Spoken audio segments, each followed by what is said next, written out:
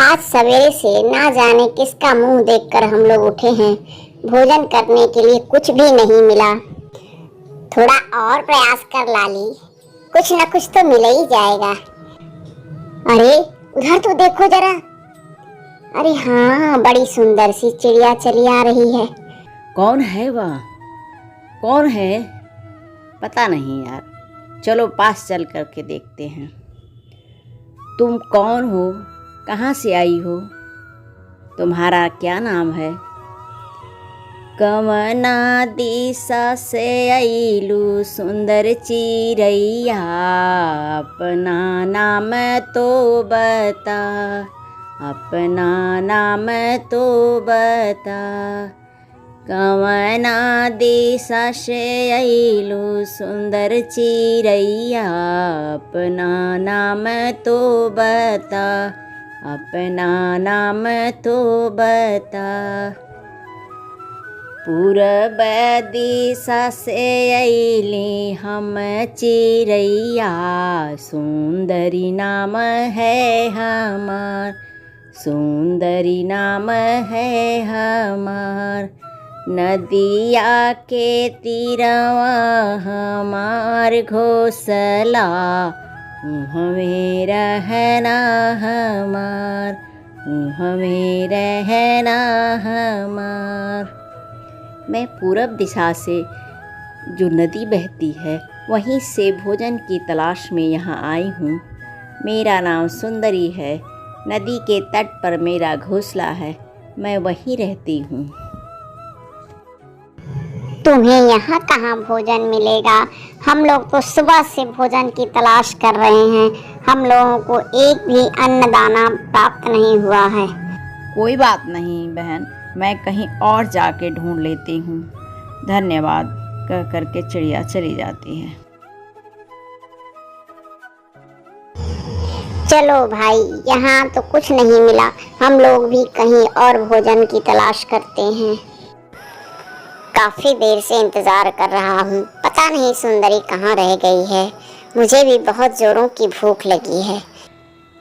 इतने में सुंदरी आती है। पूरा जंगल हमने छान मारा, खाने के लिए कुछ खास नहीं मिला। मेरा तो पेट भी नहीं भरा है। तुम चाहो तो जाओ, तुम भी ढूंढ करके कोशिश करके देख लो। अच्छा ठीक है, तुम जो घोंसले में बैठो, मैं अभी जा कर के ज़रा जंगल से खाने की चीज़ें देख के आता हूँ। सुंदरी ने देखा कि सामने से उल्लू दादा चले आ रहे हैं। बताइए उल्लू दादा, कैसे आना हुआ? कोई ख़ास बात? जहाँ तक मुझे पता है आप दिन में किसी के घर तो आते जाते नहीं हैं। हाँ बिटिया, बात ही कुछ ऐसी है। पहले मैं सोच रहा था कि तुम्हें न बताऊं, लगा कि बेकार में तुम्हें डराने से क्या फ़ायदा, फिर मुझसे रहा नहीं गया है। बताइए ना दादा, ऐसी क्या बात है? सुंदरी ने चिंतित होते हुए पूछा। उल्लू दादा ने धीरे से कहा, तुम्हें पता नहीं है, तुम्हारे घोंसले के आसपास सांप रहने लगा है और तुमने तो अभी अभी अंडे दिए हैं। मेरा विचार है कि तुम जब जंगल में दाना चुगने जाओ तो किसी न किसी कोई घोंसले की रखवाली करने हेतु जरूर छोड़ जाना, वरना क्या पता कब सांप तुम्हारे घोंसले में घुस आए। दादा की बात सुनकर सुंदरी सचमुच घबरा गई। हर रोज उसके अंडों की देखभाल कौन करेगा? इतना कहकर उल्लू दादा वापस चले जाते हैं। थोड़ी देर बाद जब चिड़ा अपने घोंसले में वापस आता है तो सुंदरी ने पूरी बात चिड़े को बताई। चिड़े ने कहा, सुंदरी घबराओ नहीं, तुम्हें घबराने की बिल्कुल आवश्यकता नहीं है। बच्चे हम दोनों के हैं। हम दोनों पारी पारी इन बच्चों की देखभाल करेंगे और अपने बच्चों की सुरक्षा जरूर करेंगे। अब दोनों मिलकर सांप पर नज़र रखने लगे। सांप उस पेड़ के नीचे ही रहता था, लेकिन उन्हें दिखता नहीं था। एक सवेरे वह उन्हें दिखाई दे ही गया। वह अपने बिल से निकल करके रेंगता हुआ जा रहा था। यह देख कर के सुंदरी बहुत ही डर गई। सुंदरी ने कहा, चिड़ा तो यहाँ है नहीं, अब पता नहीं कब सांप वापस आ जाए। सुंदरी के घर के आसपास सांप रहता है, यह बात जंगल में आग की तरह फैल गई। सभी पशु पक्षियों को मालूम हो गया, इसलिए वे आते जाते उन दोनों को सांप के बारे में बताते रहते थे कि आज सांप नदी के किनारे दिखा था, तो कोई कहता कि आज सांप ने चूहे के बिल में घुसकर चूहे को निगल लिया। ये बातें सुन कर के सुंदरी को बहुत डर लगता था। चिड़ा उसे समझाता, डरने की कोई बात नहीं है, जल्दी ही अंडों से बच्चे निकल आएंगे, तब सांप उनका कुछ भी बिगाड़ नहीं पाएगा। वह उनकी तरह ही आसमान में उड़ तो नहीं सकता ना। चिड़े की बात सुनकर सुंदरी को दिलासा मिलती, लेकिन फिर परेशान हो जाती।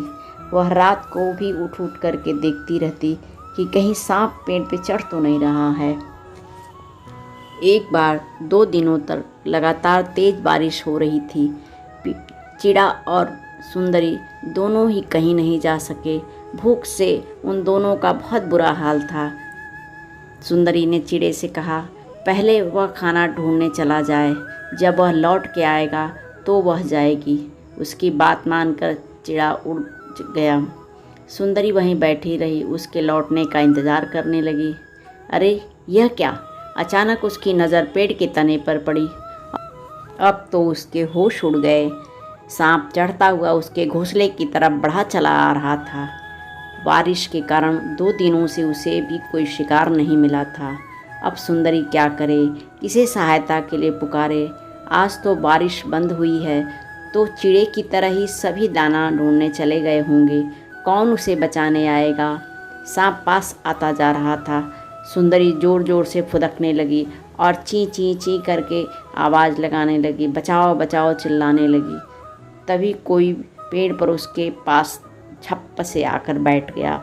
उसने देखा उल्लू दादा थे। उल्लू दादा को देख करके सुंदरी की जान में जान आई।